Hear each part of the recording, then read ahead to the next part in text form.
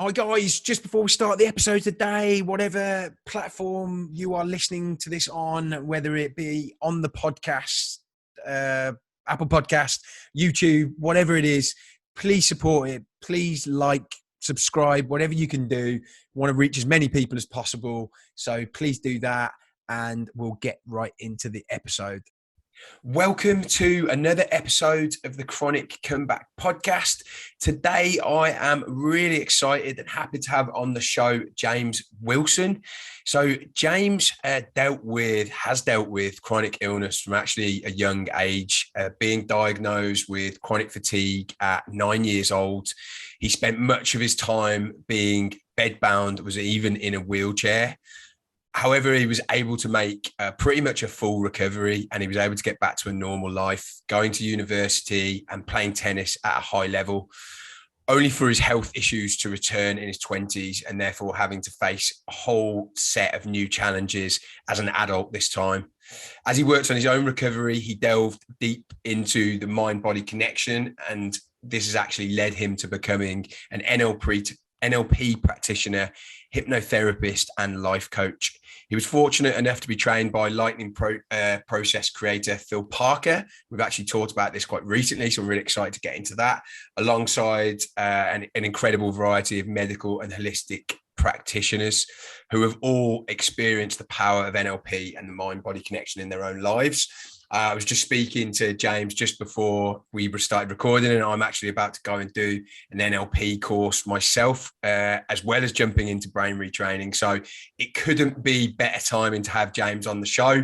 So thank you so much for coming on, mate. How are you? Yeah, I'm good. Thank you. Thanks for having me. Good to be here finally. No worries. Cool. Well, look, let's get back. Your story actually starts earlier than most, unfortunately. And, for most 9-year-olds, you've got endless energy. And so I can't imagine what that would have been like. Could you take us through, I guess, what were the first 8 years of your life like? Were you healthy? Was there anything that kind of looking back on it, would, give you a telltale sign that something bad was to come? Yeah. So, I mean, for all intents and purposes, I was like a healthy, happy child. I was huge into sport and tennis as a youngster, and it's particularly tennis. So throughout all of my from 3 till I became ill at 9, I was playing tennis, and I was playing kind of national tennis by the time I was like 8 or 9 years old. Wow. And I got to a point, I mean, on reflection, it's easy to look back, isn't it? Where I was at that age and I was probably playing 3 hours sport a day, and tennis most days as part of that.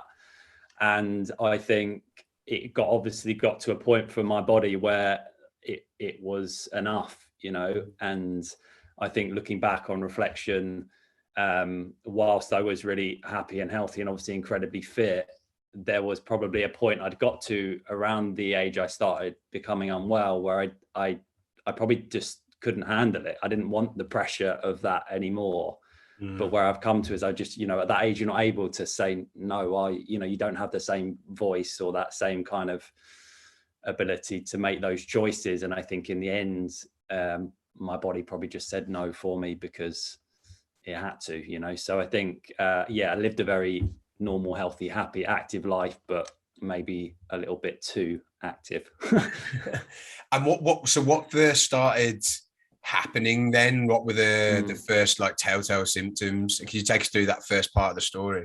Yeah, so it just started really by, I think the first thing I remember was I was getting stomach pains and stomach aches for a couple of months, and fatigue was coming with it, and I wasn't quite performing as well at sport and stuff, and I didn't quite have the same energy and was struggling a bit at school, and it was over a course of a few months.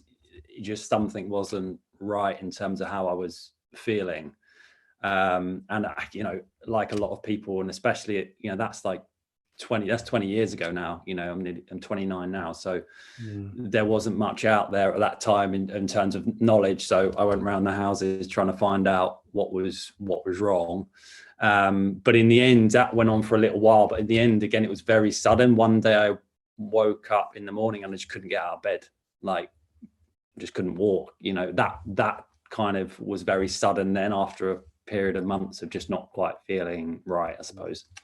Wow. And what age were you still 9 then, or is that at that point? Yeah, I can't remember exactly, but I still would have been 9 or cusp of 10. Yeah, a few months into it. So yeah, pretty young still.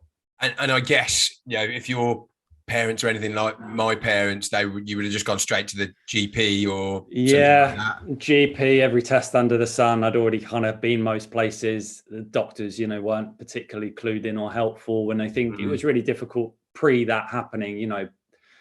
Even experts were telling me, oh, he just doesn't want to go to school, or it's in his head, or all of that kind of stuff that is no one wants to hear.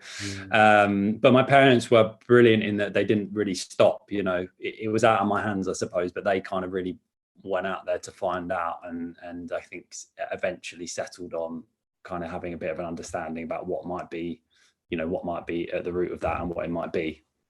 And how did they get there? Was it through the normal medical route, or did they have to go down? Yeah, I can't remember exactly how they got there. I ended up, even back then, there was a couple of specialists within the NHS for like chronic fatigue, ME, and one of them is called Mary Burgess, I think, and she ended up being someone who really helped me through that period.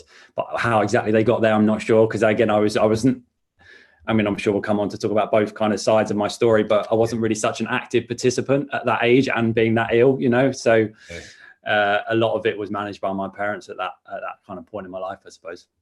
In a way, just from someone now who the whole weight of chronic illness is heavily on my shoulders. In a way, it's like, as you say, you weren't an active participant. I mean, obviously it's not nice, but like the fact that you didn't mentally need to worry about it in that way, you just kind of thought that someone would take care of it. Is that accurate? Yeah, I also say it's funny when I compare like the experience I had as a child and as an adult. Like as a child, I was much more severely ill, like at my worst, as we kind of touched upon before we start recording. Like, I didn't walk for a few years. I was bedbound. At times I couldn't move. I couldn't eat. I was horizontal for 24 hours a day, so I was as bad as it probably gets. But as you say, I was 9. It was out of my control. I wasn't such a proactive participant in trying to work it out. So obviously it was a horrible traumatic experience, and you got that sense of helplessness with it at that age, I think. Yeah. But as an adult, whilst I haven't got to a point of being that unwell, there's a whole other host of challenges in that, like, you're in charge of your life. You've got to find the solutions. You've got to keep exploring. It's all on you. It's quite it's quite an isolating process, right? As an adult, as I'm sure you'll like recognize and probably have felt at times as well. So really like difficult in different ways, probably. Yeah. Also, I guess like the mental trauma of having to go through that at such a young age, when all of your friends are just out living such a carefree life. You've barely got any inhibitions at that stage in your life, and all you're doing really is enjoying yourself. I can't imagine how difficult that must have been. Yeah, and I was lucky.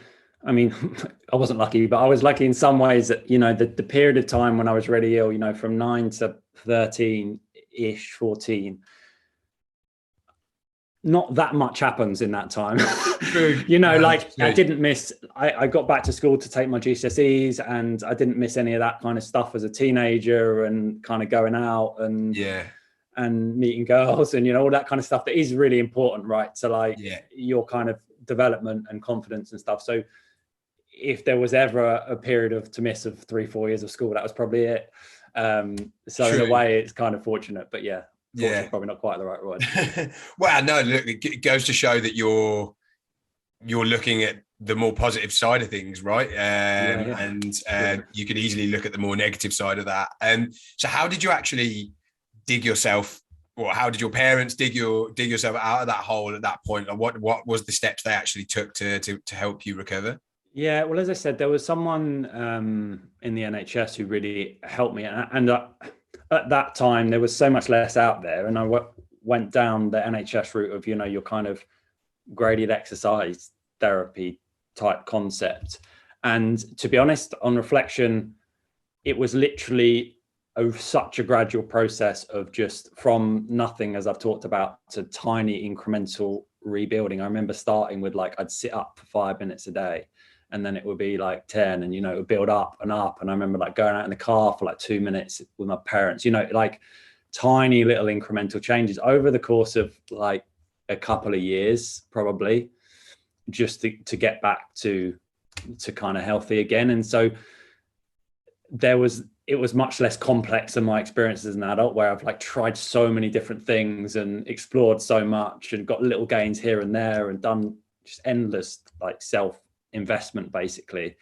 At that age, it was really like, it was almost just like rebuilding my body again, and my mind with it, of course. Like, and they did some sort of CBT once I was able to do a bit more of that, but like just really just rebuilding from the bottom up and gradually building my strength and confidence. And, you know, started part-time back at school, eventually started moving a bit more, you know, just really, really gradual. And maybe we'll come on to talk about my experience as an adult, but that's kind of where, because of that experience, is where I started with my recovery journey this time around, but not certainly not where I ended up. Yeah, well, I guess, and you know, as you said, we'll talk about it, but like, I guess at that age, you've got a lot less learned baggage. Yeah, you got yeah. So you're not dealing with a lot of crap, and you haven't got all. You know, I read something the other day. I think it's Joe Dispenza says something that by the time you're 35, you're like 95% of you is a whole host of just learned habits. And like, I read that as I turned 35, and I was just like, oh shit. Whereas when you're 9, you're so moldable to whatever, you know, your future could be at that point. So yeah, it's a completely different process. Yeah. And it feels that way. Yeah, you're right. Sorry. What's your, so between the age at which you were, I guess, better to the age at which things started not, you know, going downhill again, what was life like then? Did you have any issues at all? Could you live a completely normal life with no symptoms? Yeah, I lived a really normal life. As I said, from age 14, 15, I sort of would have considered myself fully recovered. I started playing tennis again, you know, played at pretty decent levels throughout like my later teens, and then went to university, played at university as well, you know, did all the university stuff, had a great time studying, etc. And, you know, on reflection throughout that whole period, there's no symptoms that I certainly thought of as symptoms, you know. And I think that's an interesting thing, is like, depending on what kind of mind frame you're in, you either see things as just sensations and ups and downs of life versus you know, symptoms of chronic illness. But no, really, not really many at all, if any, and lived a very full life. Then started working in London in my early 20s, and, you know, was doing all the normal things, living and renting in London, going out, you know, enjoying myself, living a very full life, really into my fitness and going to gym and sport, until when I was 25 is when I started to run into some troubles again. And I think a lot of things probably contributed to that. Some which align with my experience before. So you could say I didn't maybe learn all my lessons from the first time, as in I was working quite a stressful job. I was working in an agency that was quite deadline driven, client driven, always on the edge of my seat, doing everything, you know, everything had to be done 5 minutes ago. So that was quite a stressful environment. I'd had a relationship breakdown a year before that I'd found like really emotionally difficult to deal with. Certainly didn't have that sort of the emotional skills that I do now to handle that. So I didn't handle it particularly well. My coping mechanism for stress was exercise. I'd be in the gym 6 times a week for a couple of hours, you know, going out on the weekends. I had a bad flu virus when I was in the middle. This will tell you what my mindset was like. I got a really bad flu when I was in the middle of trying to do 30 days in a row in the gym. I mean, why would you, like, looking back, I'm like, well, why is that a good idea? Like, you know, like, come on. But I think it shows you that, like, you know, I think like a lot of people who run into chronic illness, high achiever kind of personality mindset, go, push yourself, no relaxation time really. And so, you know, I think all of that stuff probably was the perfect cocktail again, where enough was enough.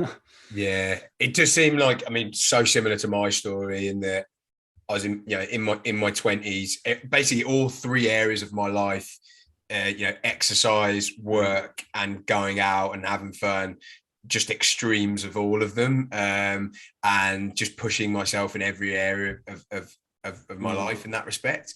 Do you think that, I guess if you'd have maybe pulled off, if you weren't going out and stuff, and you were just literally just focusing on work and exercise, or you were more, the thing is, exercise, it's funny, isn't it? Because when we're raised to believe that exercise is really good for us, so we do more of it. And actually, I remember thinking that that's the one thing in my life that is really healthy at the moment, but it probably wasn't. Yeah, and I think it depends on what I've realized, depends on why you're doing the exercise. I think where it's coming from, because then, to be honest, I was doing it, well, A, as a stress coping mechanism, but also for vanity, to be honest. Like, yes. Mid-20s, going at like single, like I wanted to look good, like it wasn't coming from the right place. It was coming from like, oh, I want to get better times, and I want to like be fitter and stronger and bigger, or what, whereas, I think exercise coming from a place of like, I want to nourish my body and I want to feel good and I want to get those endorphins, and is a completely different place to come from. And I think that there's that line where exercise becomes healthy, and sometimes for some people not that healthy. Agreed. So what were the kind of symptoms that you started to get, and how quickly was the onset of them? Yeah, I mean, fairly similar to the first time around, but this time it was more, it started with quite a lot of headaches and more cognitive stuff, brain fog, alongside kind of general fatigue. And I just noticed a few things, like I was struggling at work with the headaches, and I traveled a bit with my job. And I remember I was doing some work with IKEA actually in Sweden, and I did a day trip there and came back late, and I was just absolutely wrecked at work the next day. I had to go home, started doing, when I was exercising, I was really struggling afterwards, and just a few things like that. And I think from my previous experience, I was like, it was all so familiar, and all the symptoms were so familiar. I was like, oh no, I knew what was going on. And I guess looking back, I think that's was useful on one hand and not useful on the other hand, in that it was useful because quite quickly I was like, okay, I know what's going on here. Like I know these feelings, I need to stabilize a bit. So that was really helpful because, and I didn't go into some huge crash like last time and get really sick. So I think that was a positive. But I think on the flip side, which maybe we come and talk about, is I had so many preconceptions about what worked as a kid that I went to straight away. So I didn't necessarily have the same open mind straight away. It's like, right, what am I experiencing? What's out there? How can I explore it? I started by going, right, this worked for me before, let's do this. Yeah. Which, was a normal and natural thing to do at that point in time, but on reflection, maybe not quite right. But then I guess if you could have tried those things and it could have worked, right? Yeah, true. That's true. Yeah, you never know. Like, I would do the same again in that situation, with the knowledge that I had. So, can't blame myself for it. But I think there's just two sides to that. As you say, the baggage and the previous experience can be good. And I had all that fear straight away, I was like, oh no, like, and my mind was going to like, what if I end up as ill as I was before, and this happens and this happens, and like had all of that memory and fear and this like subconscious mind of like all this stuff that's happened to me before. So there was an element of baggage with that as well, I think, at that point in time. Whereas maybe I bought into the story pretty quickly, Yeah. No. Yeah. I can see how it can be good, but then also, definitely, I guess maybe led you down one path for a certain period of time that ideally you wouldn't have gone down.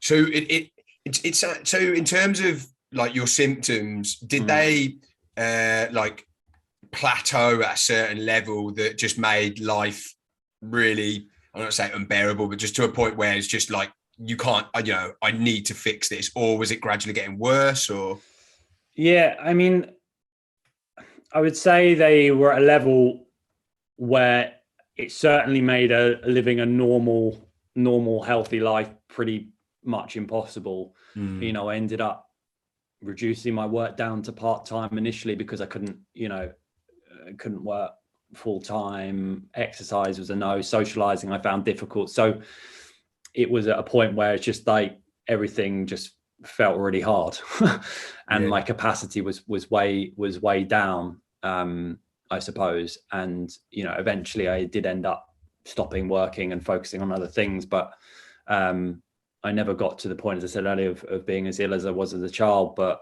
just at quite a consistent level of just like nothing's enjoyable and I can't do all of these things that I want to do, work, social, movement, just sort of feeling really stuck. I suppose.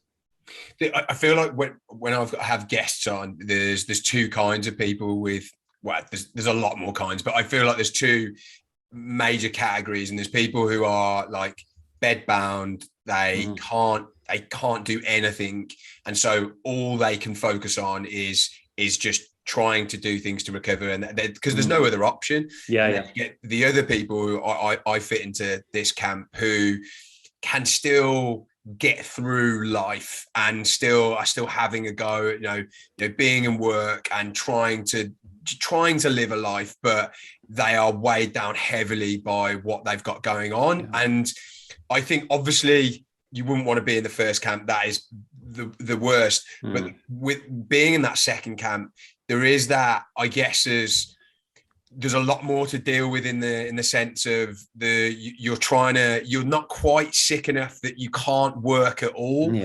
And you're still trying to deal with that. But then you're not sick enough that people just think, well, what's going on with you? Because you look fine, you're working, I saw you try to do exercise the other week. You're not that.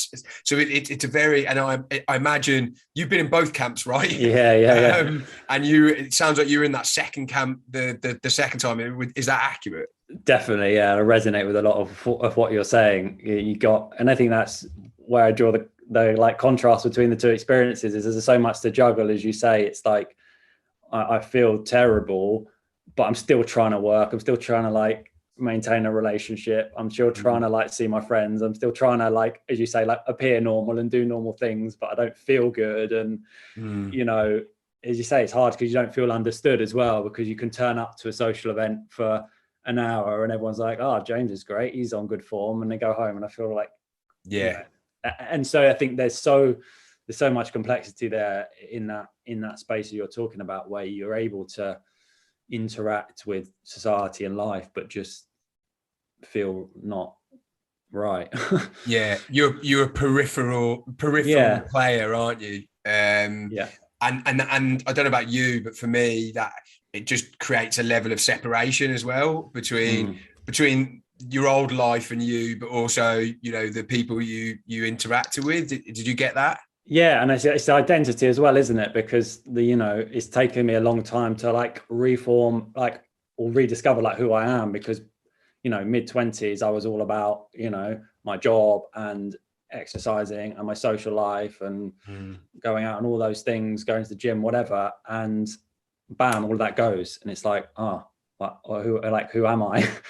Because that's like who you've been for so long, or what you've spent all your time with. And it's taken me a while to reshape that and work out who am I as a person? Actually, what are things that I do actually like doing that aren't those things as well, So I think, absolutely. There's like, I just really, I resonate completely with having been in that space for a long time.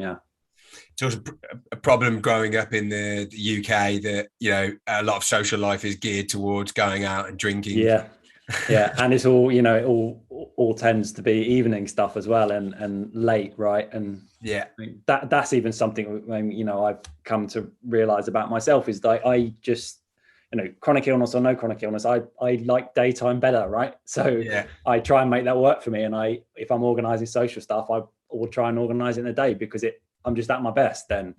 And so I think it's even like working out those sort of things about myself has been really useful. There was some kind of social thing on a midweek, and I was like, I'm going to end up in bed at like midnight. I can't do that. That's just insane. Whereas I used to be in bed at 1 a.m, 2 a.m, a lot of the nights of the week, and now it's just like anything past like 10:30, I'm like freaking out a little bit. Yeah, no, I'm the same. Yeah, I mean, I'm tucked. Weeknights, I'm always tucked up by 10. So Nice. yeah, almost. So you mentioned, just going back into your story, you mentioned you left.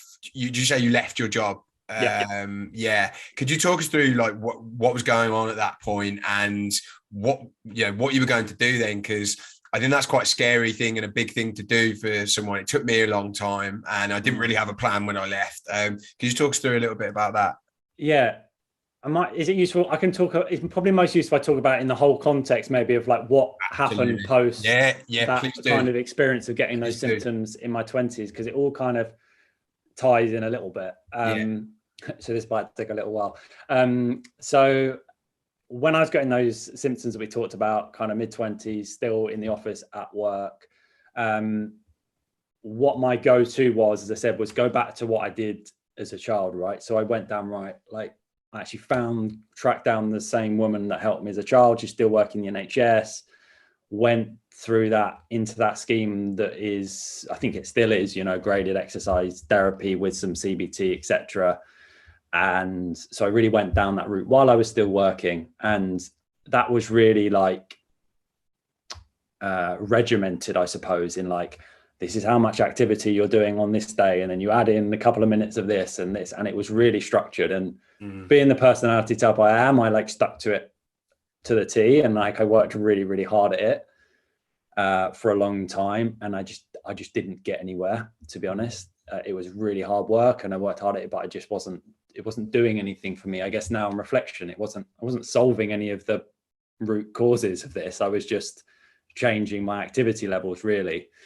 And I was finding the work environment I was in like too difficult, too stressful and just not manageable. So I ended up going down to part-time, and I stuck there for a period of time doing half days. I was doing like 4 hours a day in the office, and it was a bit more manageable. But again, I just felt like I was treading water and really struggling with the pressure of work alongside trying to manage myself. It was like a complete conflict of like, I've got all these people demanding stuff off me at work, yet I've got to look after myself somehow. And it just wasn't working. So then about a year after kind of starting that kind of NHS stuff, I was like, right, I need to try something really different. So I did the lightning process, which I know you have had a couple of people on who've had experience with that. And I think it was about the same time I decided, right, I'm going to do this, and I'm also going to stop my job because it's not working. So I went all into the lightning process and I did that, and I found it super, super helpful.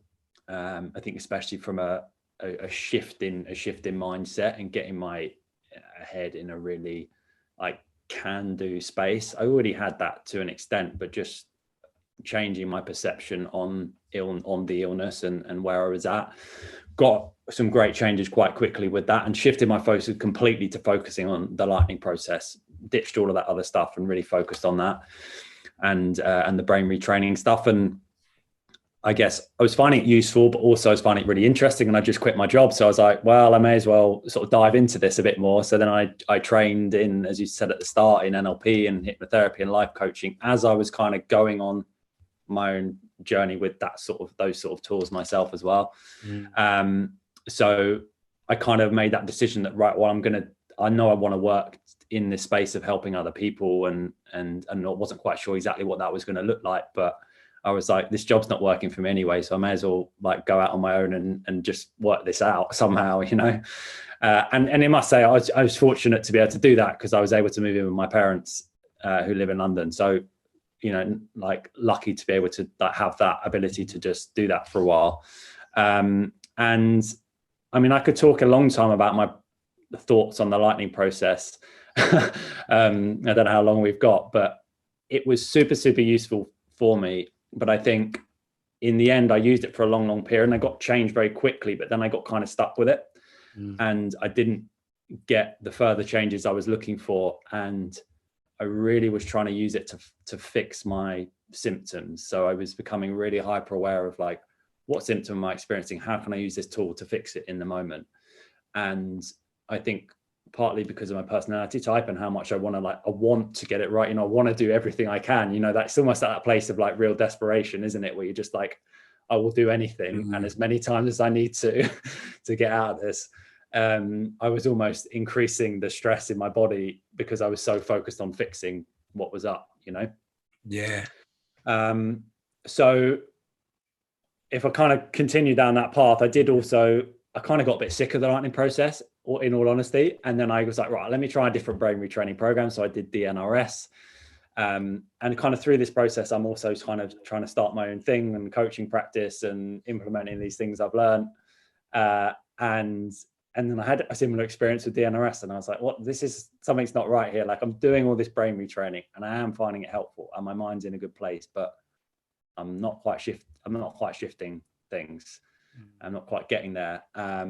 And it's only been, I guess, over the last few months where I've really started shifting things. And that has been I'll be doing a new program called Primal Trust, which I know we touched on at the start, but it's kind of combining brain retraining with some more like bottom up somatic work. So like becoming more comfortable with feelings and sensations in the body, being able to process and handle emotions. I'm was a classic suppressor of emotions, as I think most of us probably, especially us men probably have been in the past.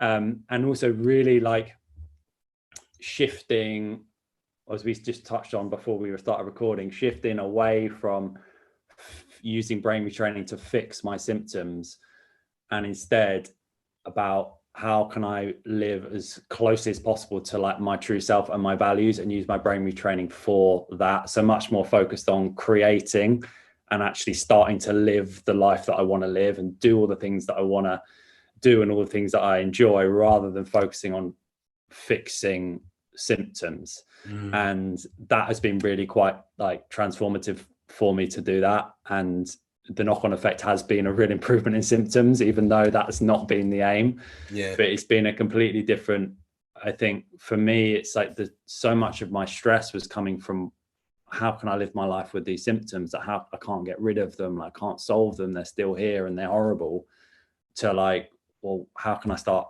creating, even if my body's not perfect? How can I start living? How can I start, standing in my values? What can I do every day that's going to make me feel good or make me fulfill my purpose, despite some stuff I might be feeling? And that's been a really important shift for me, and reintegrating a little bit.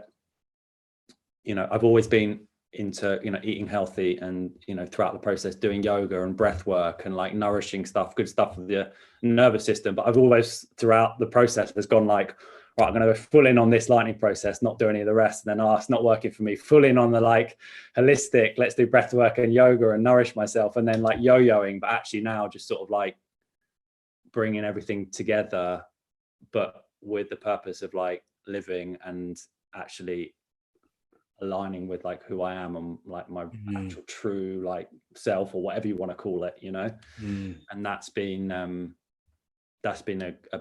big shift for me, and actually coming on this podcast is part of that. For so long I was like, I can't come on this podcast. I think I said to you before, I can't come on because I've not solved everything. I'm not 100% symptom free, and it's like, actually, like, what is that story? What is that story? No, I don't. I've got a lot of questions. Come at me. Go. I've just talked for 5 minutes. No. It's good.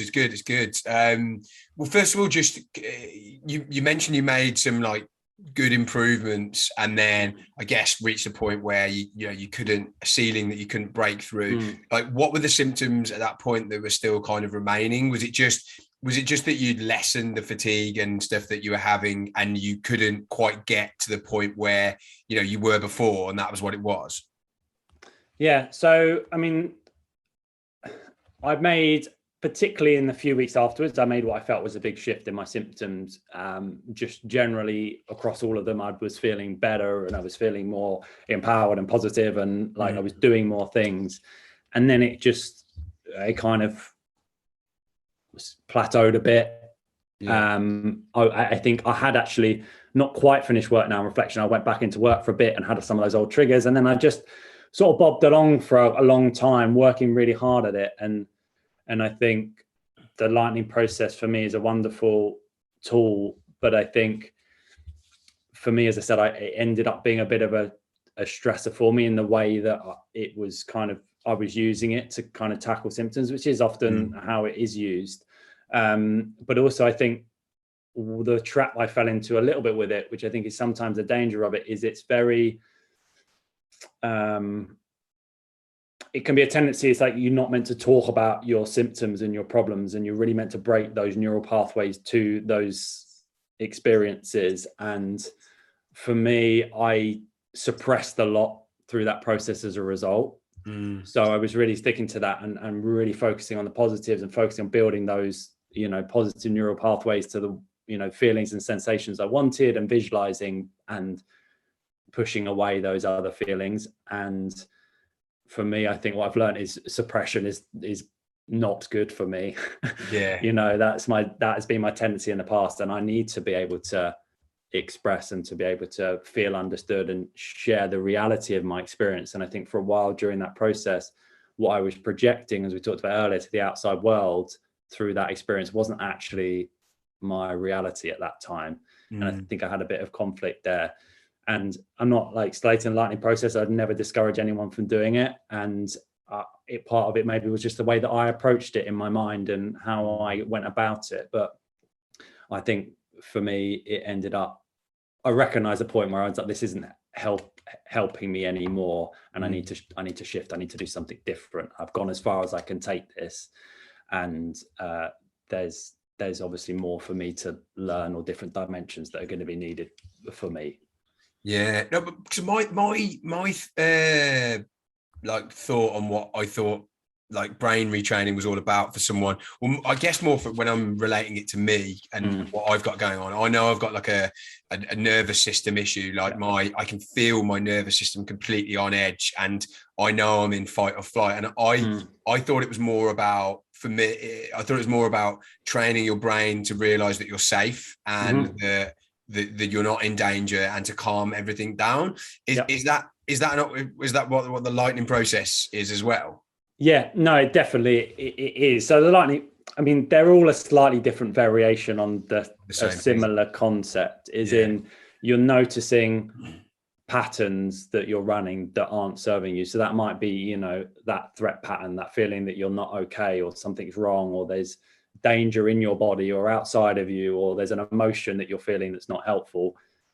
They're generally about interrupting those because you don't want to build them anymore, and being able to shift your brain, your mind, and your focus into a healthier place and state. And obviously visualization for most of the programs is a big part of that. So you might go into visualizing something which then does calm down your nervous system and calm down that threat response and gets you back into your body, etc., etc.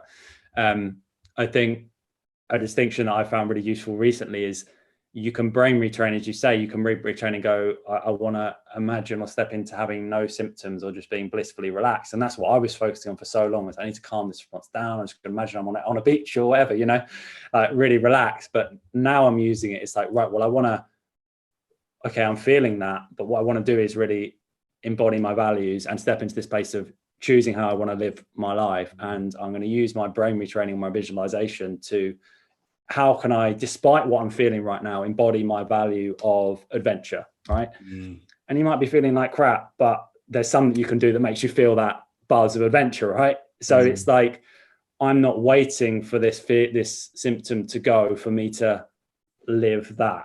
Yeah. So I can, that was the big shift for me, is I'm not trying to do this to fix that. Because for me, that was like threat. It's like, I need to get away from this symptom or this feeling. It's like, okay, I'm feeling that. I'll stop. I'll feel it in my body. I'll breathe. I'll process it. I'll allow myself that emotion or that feeling. But what I really want to do is create right now. I want to start living my life, and I want to choose to stand in one of my values, courage. For me, it's like courage, connection. I've got contribution, so find something and then use the visualization which really fits into that. And then I'm like, right, let's go do that, And so that's been there's lots of all the programs are similar, lots of different ways you can use them, but that's been the big shift for me in the last program that I've done. I actually saw a story that you posted the other day, and you said, would you rather be happy with some symptoms or unhappy with no symptoms? And I thought it was really interesting that there were people that voted for unhappy and no symptoms, which I just thought, and because I love what you're saying at the moment, and it's the mindset I've had to get into. I waited for, there was a long time where I was waiting for my life to get started again, and my life was on hold for a long time, and I just got to the point where I can't keep waiting. I need to live my life now, otherwise I'm going to waste a lot of time. And yeah, do you think that was were you expecting more people to vote for happy with symptoms? Yeah, I was fascinating because it was like what I'd been kind of working on myself. I'm just going to stick this out there and just see. And I think I can't remember exact percentages in the end, but the majority came back to say they'd rather be happy and fulfilled. Yeah. But it wasn't that. It was like it wasn't. 20, yeah, something like that. But I'm not surprised because I know what it's like to be in that place where your symptoms feel so overwhelming and like that they're just fulfilling your life, that like that is all you want to get rid of. Like, and you know, I got messaging people after that as well saying like obviously fix the symptoms because then I'll be happy, or then I'll be fulfilled, you know. And I think that's the kind of shift that we're talking about. And I was in that place, you know, I've spent 3 years just focusing on trying to fix my symptoms until recently, to be honest. Yeah. And I think again, it was Kathleen King, who I've been working with on this course, who said to me, she said on the course, she was like, so let's say your symptoms disappear and you're healed, right? Healed. And then one day you get a symptom. What are you then? You know? Yeah. And I was like, oh.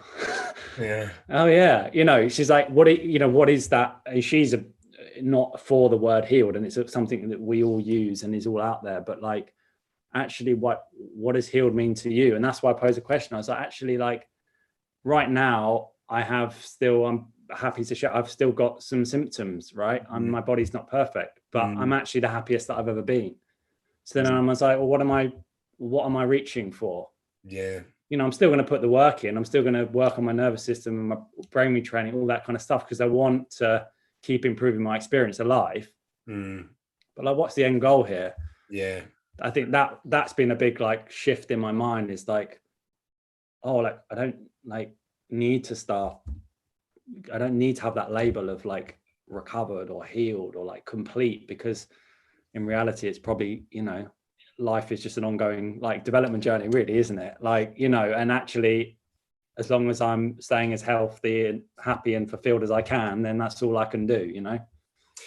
I think there could be other people who are living, who haven't been through what you've been through before, and probably could be living with a similar amount of symptoms, and they're just like, well, this is what life is like, because they don't have the trauma of all that before. Yeah, totally. I challenge myself on that. I'm like, sometimes I look at my day in my life, I'm like, well, I'm probably moving now more than 80-90% of the population, you know, like I'm probably healthy in all of them. Yeah, as you say, they just haven't got the memory structures and the story attached to it. And obviously there's a difference, you know, nervous systems are different, and they're different feelings and sensations. But you're right, it is worth challenging that sometimes, as just a bit of a fresh perspective. And I think that's another thing that's been useful for me, is I think we're all surrounded by so much expectation about what we should be doing, or what life should be like, or how you need to, you know, you should be working flat out all the time and being out in the evenings, and that's what healthy looks like. But I think also coming back to like, okay, I am someone who needs to operate in a certain type of way, you know, to get the best from myself. And, you know, as we talked about, for me, I realize now that I like to socialize in the daytime, and I know the times of day I like to move my body. And I know, you know, now I've put a few posts recently, I've started taking siestas, and I'm like, in the past, I like resisted that. I was like, oh God, if I sleep, that's like means I need sleep, and like it's playing into illness. But now I'm like, well, I take a nap after lunch sometimes, and it makes me feel a lot better, and I have a lot more energy for the rest of the day. So like, you know, people across Europe aren't taking siestas and thinking they're lazy and ill. They're just taking them because what works for them. And I think coming a little bit back to that as well, and sort of starting to live life a bit more just on my own terms, and trying to detach from what that means, I suppose. Yeah, definitely. You said something earlier about, which I thought was interesting, about when you focus on a program, you like ignored the other stuff, the like the day-to-day stuff, and then vice versa, which is something that really resonates with me. I'm like definitely into a lot of the like biohacking, like you know, in the stuff cold like showers. that. So yeah, exactly. Yeah. Well, I'm going to Bali in January. Are you actually? So am I. Really? Yeah. For how long? For how long? I'm going out for 4 months.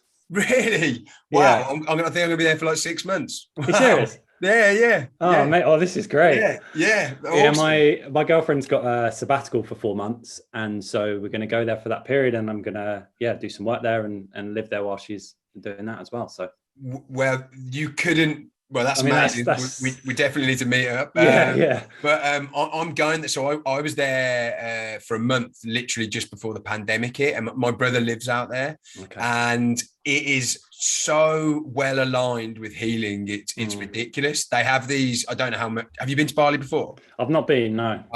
They have these spas out there, and or these, you know, and gyms have it as well, where they just have these like recovery areas where there's ice baths, infrared saunas, hyperbaric oxygen chambers, float tanks, all of this kind of stuff. And it's just there's this breathwork guy that I found, and it's just everything is just geared towards healing.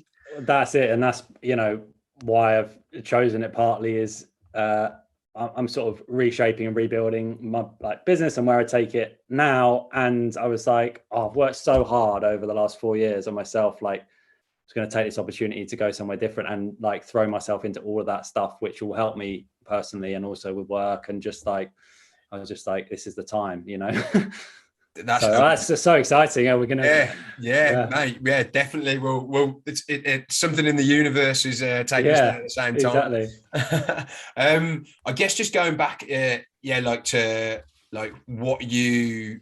And actually, something else was quite interesting that you chose to, and it's something I've done as well. I've chose to start a business when I'm recovering, and some people might look at that and think, well, that's stupid. You should just focus just on your recovery. But the way I am, I wouldn't be happy unless I was trying to do something else that was like, I was moving forward, and maybe it might be hindering my recovery a little bit, but I wouldn't be happy in myself unless I was doing that.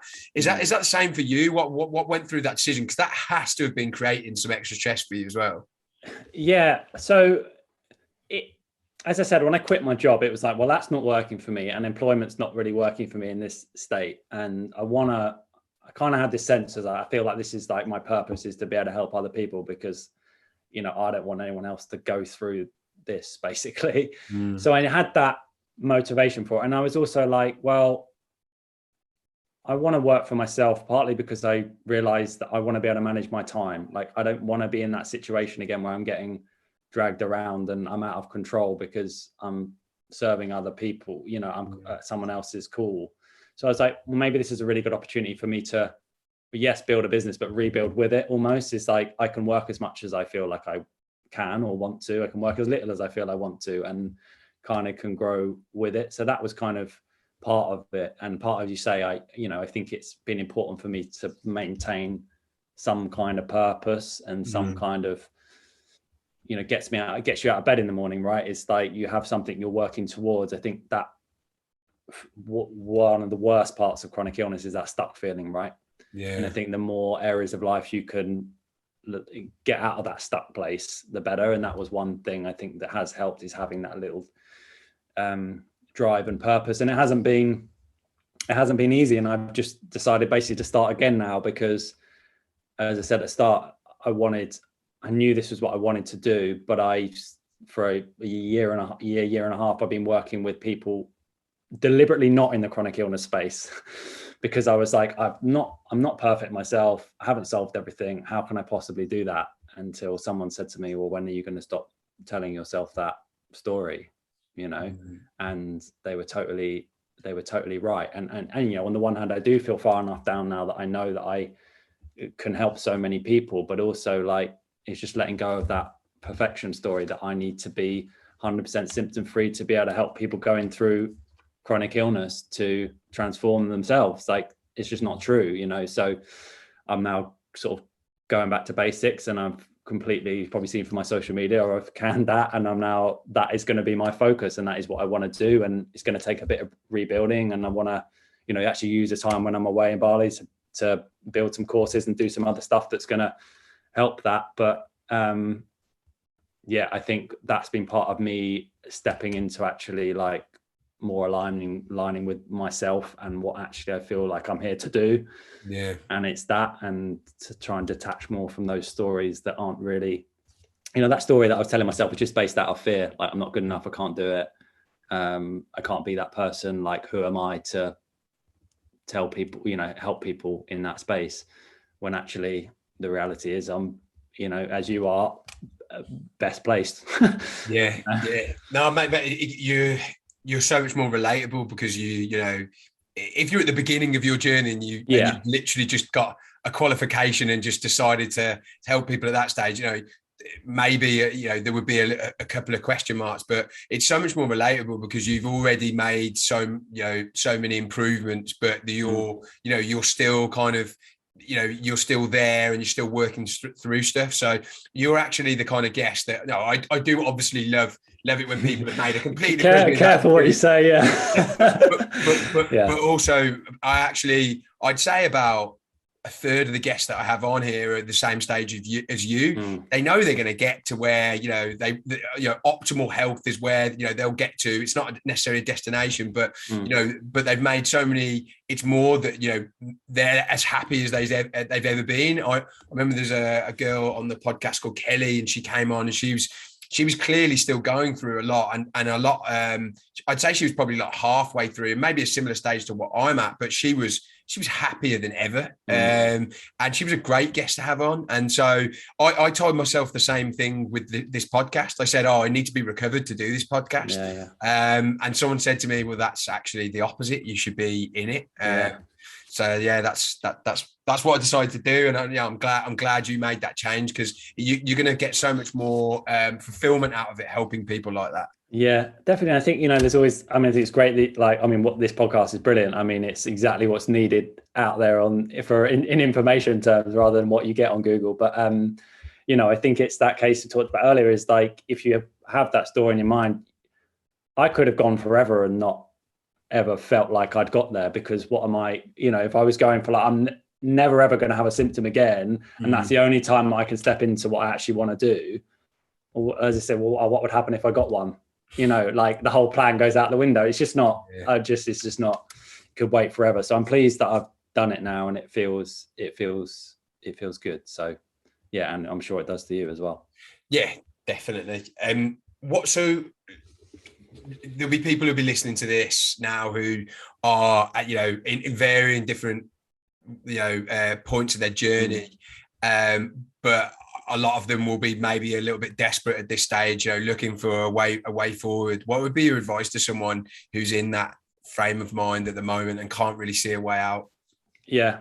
And I think the first thing is, like, I know how that stuckness feels, and I think it's the worst part. And I can think of probably hundreds of times and over the years where I've sat on the side of my bed, like, after a day, and just like cried, because I was like, I'm trying everything, like, I'm working so hard, it's just not happening. Like, what on earth do I have to do? And like, that point of like just complete despair.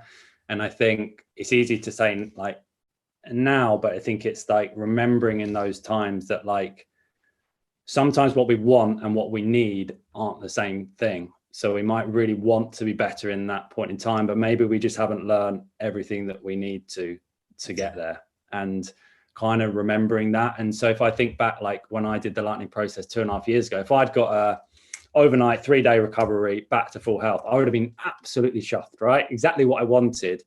But I would have learned nothing that I have over the last 2.5 years that is going to help me for the rest of my life so much more, and other people. So it's easier said than done, but I think it's just remembering that no matter how stuck you are, there are always other stuff out there. There's always things you can try. There's always progress you can make. And it, nothing is permanent. There will be a point at which this gets better, And I think as long as you've got that underlying resolve, and as I really believe that nearly everyone with chronic illness does, because that's the personality type they are to begin with. but just to really, however many things you think you've tried, or however stuck you think you feel, there's always more out there. And I think the only other thing I would say, which has been really important to me, is just finding someone, at least someone who really understands how you feel, is really important, because I think that the isolation is the worst. And, whether that is, family or a friend or a coach or a practitioner or whatever, someone who just gets what that feeling is like, someone who's been through it even better. I think it's really powerful just to have that, and this podcast is great because you've got the inspiration from other people as well, but just finding that person that understands you and gets you, so you feel like you have an outlet for it as well. But just, I guess, you're mainly just remembering that, this is teaching you something, and you'll be pleased it happened at some point. Definitely. Amazing advice for sure. And I think if people can think about that in a little bit more detail and relate it to what they're going through, I think they'll get so much from that. What if someone wanted to connect with you and maybe reach out and ask a few questions about your recovery? Would that be okay? And if so, how would they do that? Yeah, absolutely. More than happy. Instagram is probably the best place to start. I'm at Mind Switch Coach on Instagram. And send me a message on there. My website's on the link, and my email as well. So if you want to get in touch another way through there, then you can. But that's probably the easiest place to start, I'd imagine. Awesome. I will include that, or Brian will include that all in the show notes. Thank you so much for coming on, dude, and sharing your story. And I guess I'll see you in Bali. Yeah, I'll see you in January. Cool. Thank you for coming on. Thanks very much. Thanks for having me.